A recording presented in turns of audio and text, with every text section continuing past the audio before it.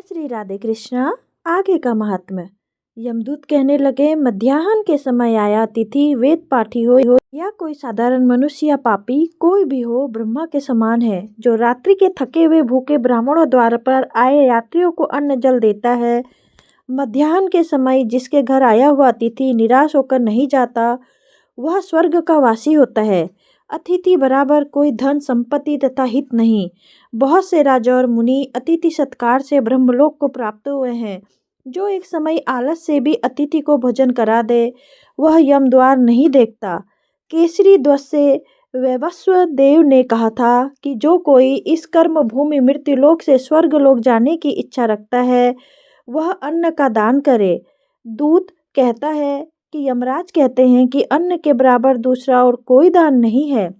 जो मनुष्य गर्मियों में जल, सर्दी में ईंधन और सदैव अन्न का दान करते हैं, वह सभी कभी यम के दुख नहीं आते।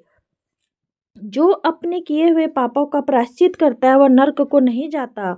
जो काया, वाचा और मन से किए हुए पापों का प्रायश्चित करता है, वह देव और गंधर्वों सहित शुभ लोक को प्राप्त होता है। जो नित्य ही व्रत, तप, तीर्थ करते हैं और जितेंद्रिय हैं, वह भयंकर यम को नहीं देखते हैं। नित्य धर्म करने वाला दूसरों का अन्न, भोजन और दान त्याग दे। नित्य स्नान करने से बड़े बड़े पाप नाश होकर यम को नहीं देखता है। बिना स्नान पवित्रता कैसे हो सकती है? जो मनुष्य माघ मास महात्म के समय में चलते जल से स्नान करते हैं, वह बुरी योनि नहीं पाते, ना ही नरक में जाते हैं। माघ मास में प्रातः स्नान करने वाले मनुष्य को नियम पूर्वक तिल पात्र और तिल कमल का दान करना चाहिए। यमदूत कहते हैं कि हे विकुंडल, पृथ्वी, सोना, गौ आदि परम दान करने वाला स्वर्ग से नहीं लौटता। बुद्धिमान पुण्य तिथियों, व्यतीतपात, सक्राति आदि को थोड़ा सा दान करने की बुरी गति को नहीं प्राप्त होता है।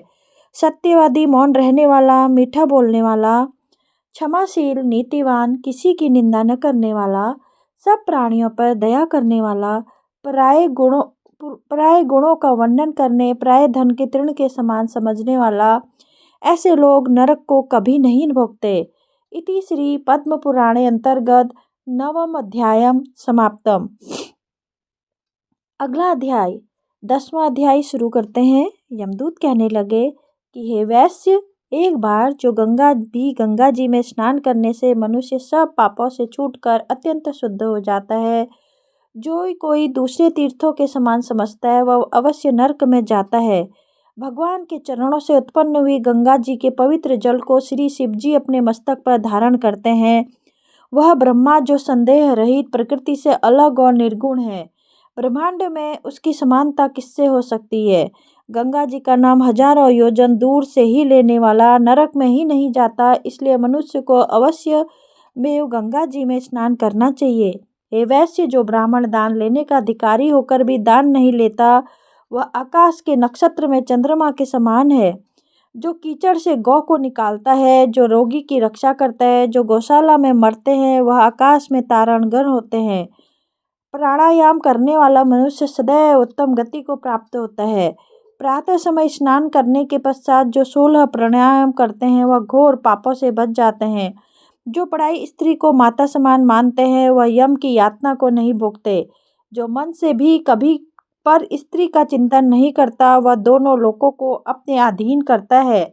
जो पराये धन को मिट्टी के समान समझता है, वह स्वर्ग में जाता है। जिनसे क्रोध को जीत लिया, मानो उसने स्वर्ग को ही जीत लिया। जो माता पिता की सेवा देवता तुल्य करता है, वह यम द्वार नहीं देखता, और जो गुरु की सेवा करता है, वह ब्रह्मलोक को प्राप्त होते हैं।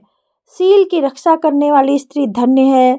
सील भंग करने वाले यमलोक जाते हैं। जो वेदों और शास्त्रों को पढ़ते हैं, या पुराणों और संहिता पढ़ते और सुनते हैं, तथा जो स्मृति का व्याख्यान और धर्मशास्त्र समझते हैं, या जो वेदांत में लीन रहते हैं, वह पाप रहित होकर ब्रह्मलोक को प्राप्त होते हैं। जो ज्ञानियों को वेद शास्त्र का ज्ञान देते हैं, वे देवताओं से भी पूजित होते हैं।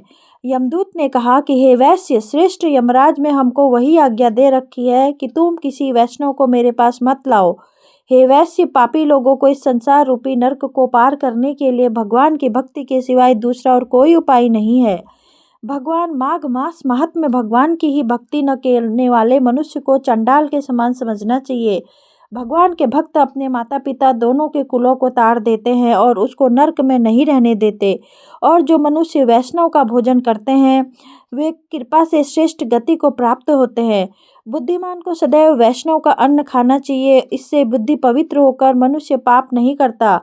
गोविंदाय नमः इस मंत्र का जाप करता हुआ जो मनुष्य मृत्यु को प्राप्त होता है वह परमधाम को प्राप्त होता है, इसमें संदेह नहीं है। जो ओम नमः भगवते वासुदेवाय इस द्वादक्षर मंत्र का जाप करता है उसके वहाँ ब्रह्मादि इत्यादि बड़े बड़े पाप नाश हो जाते हैं। इति श्री पद्म पुराणे अंतर्गत 10वां अध्याय समाप्तम।